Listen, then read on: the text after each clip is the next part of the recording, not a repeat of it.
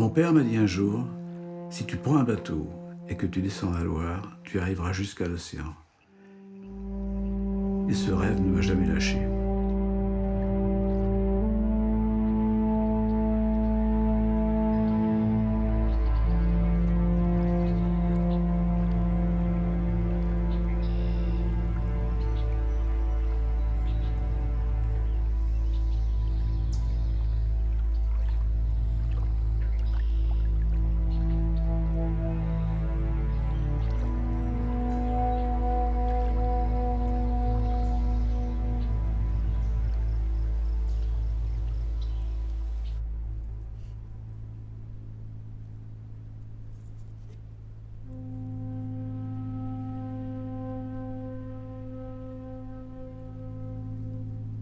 Dès mon enfance, habitant l'île d'Or, j'ai été fasciné par la Loire parce que déjà avec mon frère, on traversait les ponts tous les jours pour aller à l'école. Et les trottoirs, on voyait l'eau qui passait en dessous et j'étais impressionné et fasciné. J'étais enfant, j'avais 4-5 ans. Et le soir, on rentrait parfois presque à la nuit et ça nous faisait un peu peur en même temps, surtout les périodes d'hiver. Par contre, dès qu'arrivaient les beaux jours, c'était lumineux, on voyait le château, la lumière, l'eau, les plages qui se découvraient. Et on n'avait qu'une seule envie, c'est d'aller jouer au bord de l'eau, sur l'eau.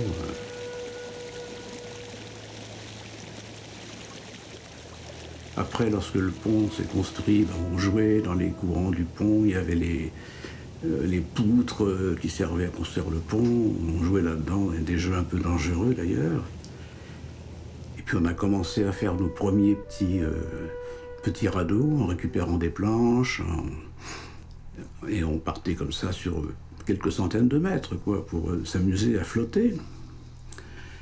Et après est venue naturellement la passion de la Loire, traversée par n'importe quel moyen. Et très vite, on a commencé à penser au bateau. Et moi, de toute façon, tant que je me souvienne, j'ai toujours eu envie de mettre une voile sur un bateau et de dominer la Loire. Parce qu'à partir du moment où on met une voile, on la domine parce qu'on peut la remonter. Au lieu de se laisser descendre, et puis la Loire était très compliquée à remonter, il n'y avait pas de moteur, il fallait se débrouiller.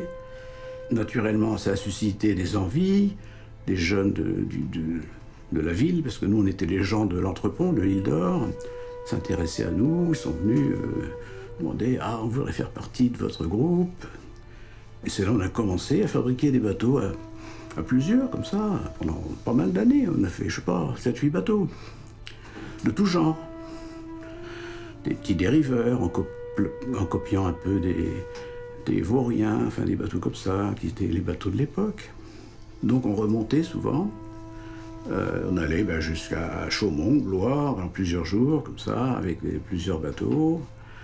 Et l'été, on campait dans certaines îles, on menait une vie comme ça pendant quelques jours sur ces îles, on était entièrement en toute liberté, quoi. C'est-à-dire, on pêchait, on faisait tout ce qu'il fallait pour se nourrir, un petit peu comme comme des Robinson. On a formé un petit groupe et on s'est imposé. On s'est trouvé des endroits pour se rassembler, pour créer un petit port. Le premier, c'était naturellement à l'île d'Or, face au château, côté entrepont qu'on appelait à l'époque.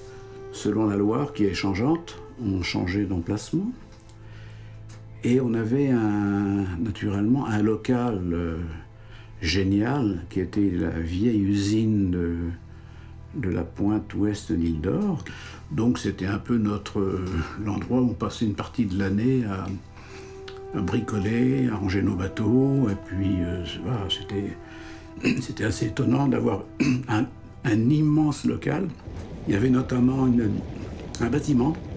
Et on voyait la Loire qui coulait à côté à travers les carreaux qui étaient cassés. On avait l'impression d'être avec le courant, d'être dans un bateau, quoi. C'était des moments aussi qu'on n'a jamais oubliés.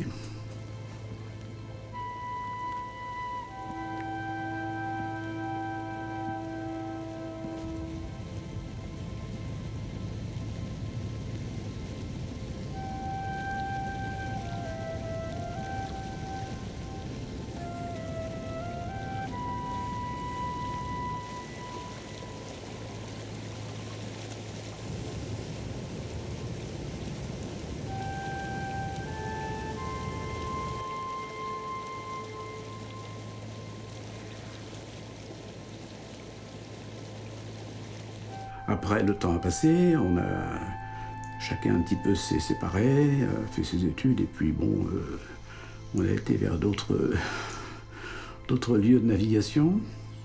Et puis lorsque je suis revenu en Touraine, j'avais très envie de dire, mais je retrouvais les sensations que j'avais dans ma jeunesse. Et finalement, étant ici à 2 kilomètres de la Loire, je me disais, il faut que je trouve un bateau qui soit facile. Un bateau que tu aurais pu construire quand tu avais 16 ans.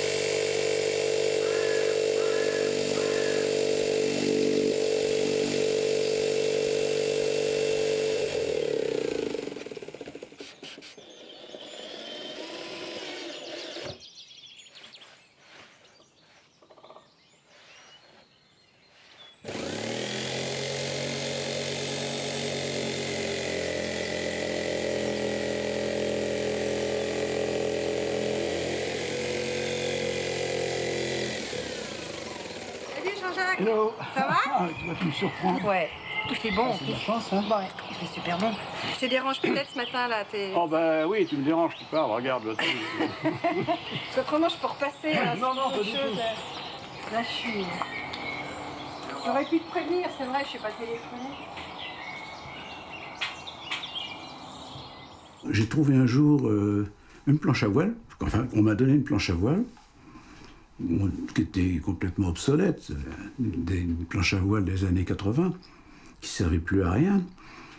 Et je me suis dit, mais cette planche à voile, je vais trouver un système pour l'adapter à ce que je veux. J'ai rehaussé la planche à voile avec des bordées en contreplaqué, plastifié. Les flotteurs, c'était tout simple. Une planche à voile fendue en deux. Finalement, le bateau était conçu, était fini. Mais elle est belle ta planche, dis donc. Elle est, regarde, elle est neuve. Ah ouais, mais je vois ça. Hein. Ah non, mais là, Et puis il est je l'ai payé une fortune. 2 €. Ah oui, c'est sûr. C'est même trop. Ouais. Elle est collector. Cercle de la voile CVT de Touraine. Et je pensais qu'elles étaient plus récentes, les fours. Je pense que c'était 80, et celle-ci, c'est une 80. Donc C'est une des toutes premières. les plus anciennes. Les toutes premières. Voilà. Il en reste quelques-unes. Il faudrait les sauver parce que c'est les seules planches. C'est les seules planches sur lesquelles on peut avoir une bordure et s'appuyer. Et en plus, l'ABS, lui, il est compatible avec les résines. Avec la planche à voile de là-bas, je vais couper un morceau pour mettre à l'arrière, ici. Tu vois, Bah oui, j'ai vu ça. comme ça. C'est pour ça que je me doutais bien que tu étais en train d'en fabriquer un. Voilà. J'ai cousu l'avant avec des fils fils de cuir. Tu serres bien comme ça. Là, tu rabats pour pas que ça Ça blesse surtout. ça fasse barbelé. Quand ça devient solide, Presque dur, ouais. presque dur, Tu les retires. là tu les arraches. D'accord. Ça, c'est des bordées provisoires. Hein. J'ai seulement mis des lattes d'ardoise là, pour tenir, pour donner la courbure, mais après, tu mets un bois un peu plus noble, quoi. Qu'est-ce que tu mets comme bois, toi, d'habitude? Bah, je mettais des bois rouges ou des bois exotiques. Ça donne de la rigidité. Le sapin, c'est pas très, c'est pas suffisant. Faut en mettre plus, faut doubler. J'ai doublé. Voilà, c'est ce qu'il faut faire. Moi, le souci, c'est que ma planche, elle était déjà Ouais. bien vieillie. Ouais. Et dès que je rencontre un rocher, Elle est cassante, oui. elle casse. Donc j'en suis à plusieurs réparations sous la coque. Ouais.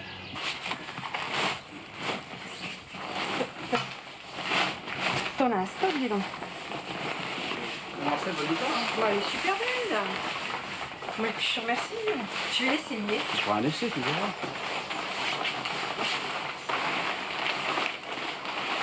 Bah écoute Jean-Jacques, je te laisse travailler parce que je vois que t'as de quoi faire. Ah oui, non, parce que les clients, ils sont pas... Oui, je vois ça, ils sont exigeants. Hein.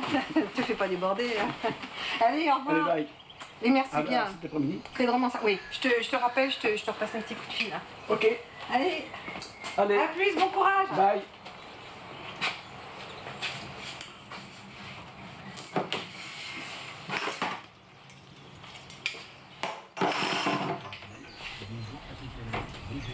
Avec nous depuis Concarneau, vous êtes actuellement en plein préparatif de votre prochain périple dans les mers du Nord.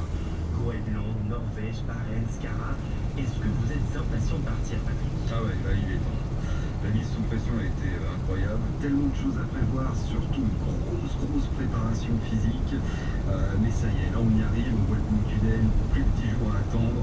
La pression commence un peu à redescendre, mais je vous assure, l'attente c'est vraiment très difficile. Une dizaine de jours.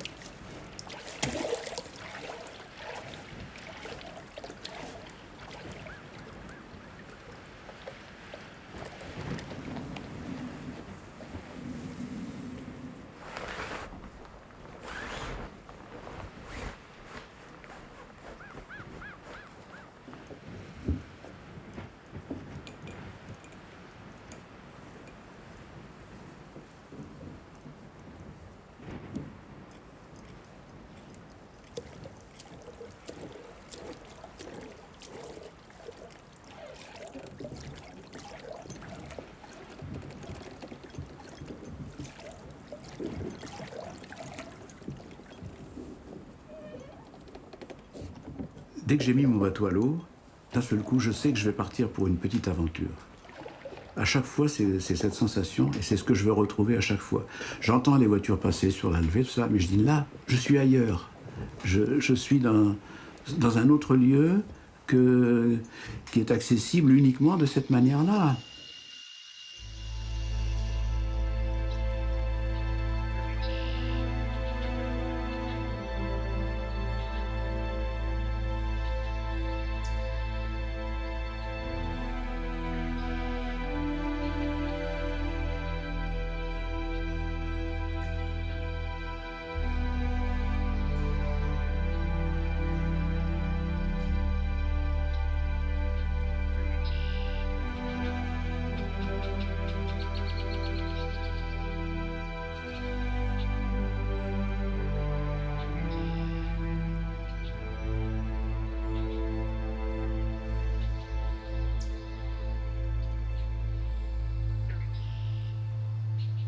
Bon, la Loire n'a pas trop changé depuis mon enfance, sauf que l'ensemble de la Loire a descendu à cause des retraits de granulats et de sable. Je ne retrouve pas les mêmes repères. notamment sur les zones que je connais bien sur Amboise. La Loire est descendue d'au moins 80 cm par rapport à ma jeunesse.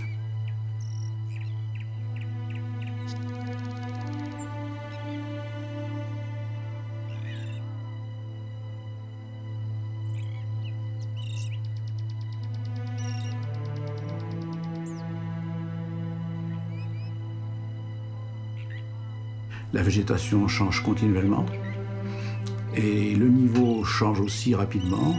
Donc à chaque sortie est une nouvelle sortie. On se faufile et on a l'impression d'être dans des zones tropicales. Et c'est magnifique. Et c'est vraiment un fleuve qui est magique pour ça.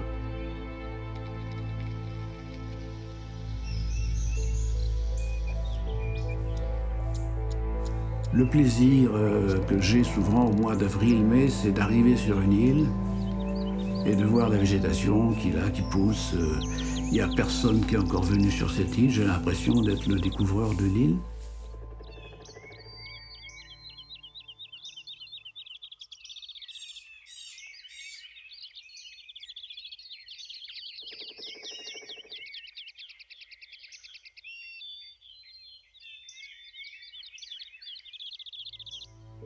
Il y a des périodes où les îles sont inaccessibles, tellement il y a une profusion de plantes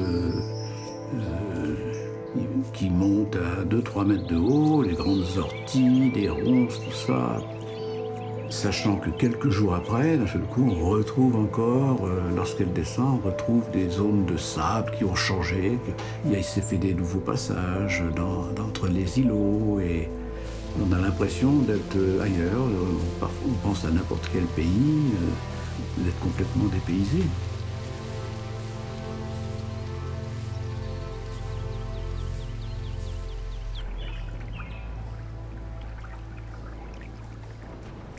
Les sensations que j'ai lorsque je navigue sur la Loire, c'est les mêmes sensations que l'on a en mer. L'eau qui chante le long de la coque, les petits bruits de grincement, c'est les mêmes que tu as sur un gros bateau.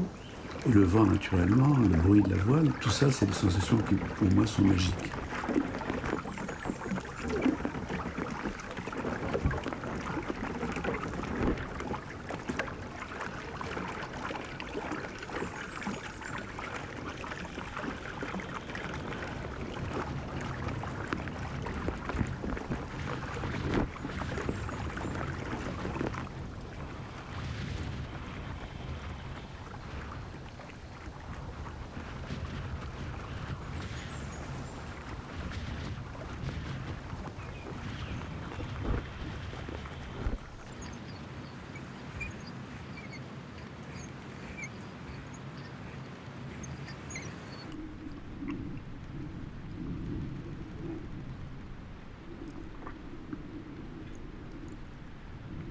Moi, le plaisir, c'est de naviguer dans la proximité. Je suis chez moi, je regarde ma petite girouette, je dis « Oh là, c'est bon !» Et une demi-heure après, je fais de la voile. Et ça, c'est quand même un luxe pour moi. Je me suis rendu compte au départ, je naviguais seul.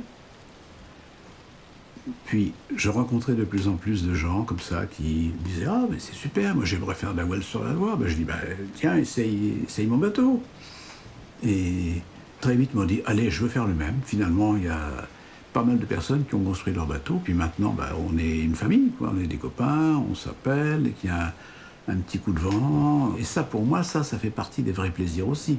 Il y a les plaisirs de navigation un peu aventureuse seule, mais il y a aussi le partage.